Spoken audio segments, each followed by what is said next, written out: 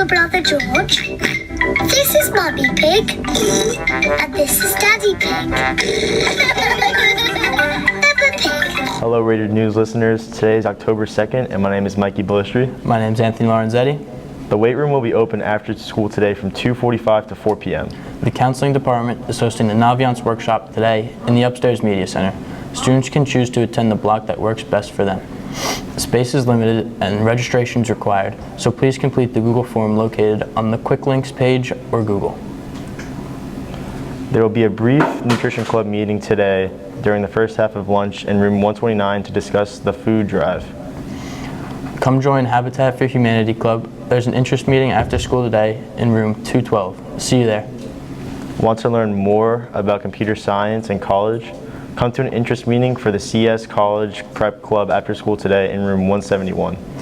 Women's Health Club is having an interest meeting after school today in room 133. If you're interested in pursuing healthcare, learning about women's health, or advocating for underprivileged women and victims of violence, come learn about this club and what we do, including new initiatives for this year. All welcome. The Environmental Club will meet on Tuesday, October 8th at 2:30 in room 130. We will design logos for a new fish for Survive the Sound, which will be entered into a contest on their website. Everyone is welcome to attend. Are you interested in true crime? The Criminology Club will be having their first interest meeting during lunch on Thursday, October 10th at 11:15 in room 212. All new and returning members are welcome, and we hope to see everyone there. Any student who will be 18 years old by election day and is not yet registered to vote can stop by the main office to pick up a voter registration application at any time. The registration deadline for this year's election is October 15th.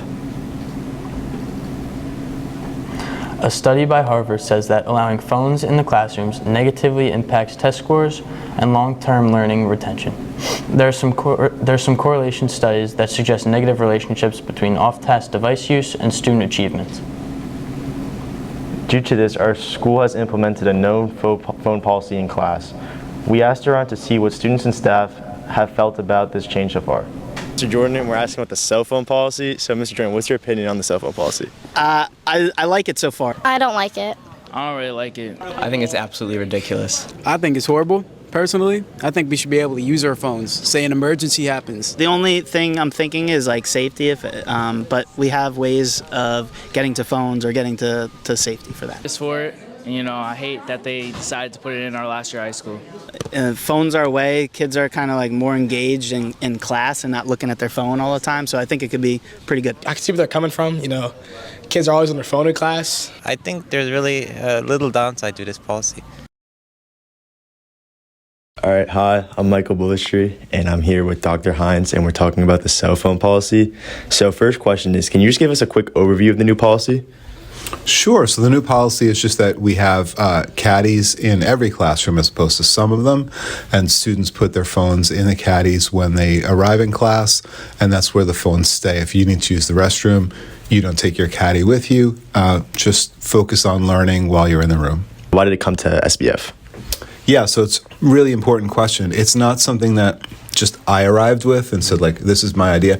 It's something that staff had been sharing with me in the spring when I was visiting the school, because there's so many staff members that were concerned about the amount of kids in the hallways during class time, as well as the amount of those kids on their phones.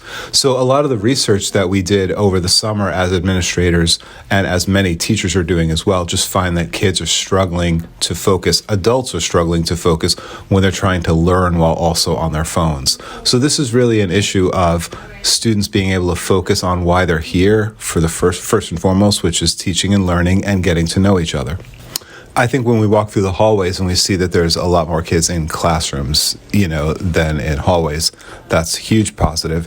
And the feedback I'm getting from teachers is they're just finding that there's a lot more focus on the work. Of course, students can still be on their phones when they're in lunch, when they're in study hall, when they're going class to class, and when they're coming in and out of the building, and then the whole rest of their day, should they wish. So there's plenty of time to be on their phones. It's just a matter of being able to focus on school when we're in school. Do you think there's any negatives to this new policy? Well, I know the biggest negative that some people might think of is that it's hard for them to be sort of contacted by home and stuff. But still, when you think about it, having the ability to look at your phone after every class period, in study hall and in lunch, you know, a generation ago, you didn't even have a cell phone, right? So it's still way more communication than we have from home otherwise. How do you think you're going to enforce this throughout the year? Well, consistency is what's most important, right? If you have a new policy, you can't just start it and have it really good in September and then have it like drift away in October, right? So I'm sure that's what some folks might be saying, hey, give them a couple weeks and it'll be drifting away. But you don't do this stuff, you know, halfway. You have to, if you're going to start a policy like this, you have to be consistent, and that's what we'll be doing. Okay, thank you so much. Thank you for listening to everybody. This is. All right. 3, 2, 1, go. Thank you for watching. To everybody celebrating Rosh Hashanah, have a happy Rosh Hashanah, and to everybody else, have a great 4-day weekend.